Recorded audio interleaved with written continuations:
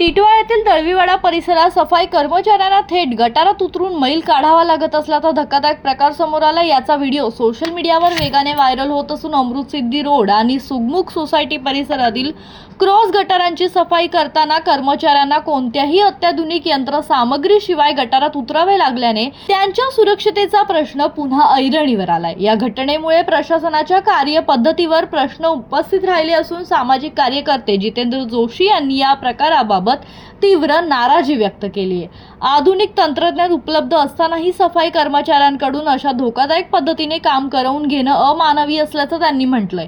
हाताने मैल काढण्यास कायद्याने बंदी असतानाही अशा घटना घडत असल्याने संबंधित यंत्रणांच्या दुर्लक्षतेवर बोट ठेवले जाते। जोशी यांनी हा व्हिडिओ प्रशासन आणि संबंधित अधिकाऱ्यांकडे पाठवून चौकशीची मागणी केली आहे। दरम्यान नागरिकांनी गटार सफाईसाठी यांत्रिकी पद्धतीचा वापर करून सुरक्षा उपकरणांची उपलब्धता आणि नियमांचे काटेकोरपणे पालन करण्याची मागणी केली असून प्रशासनाच्या पुढील भूमिकेकडे आता सर्वांचंच लक्ष लागलंय।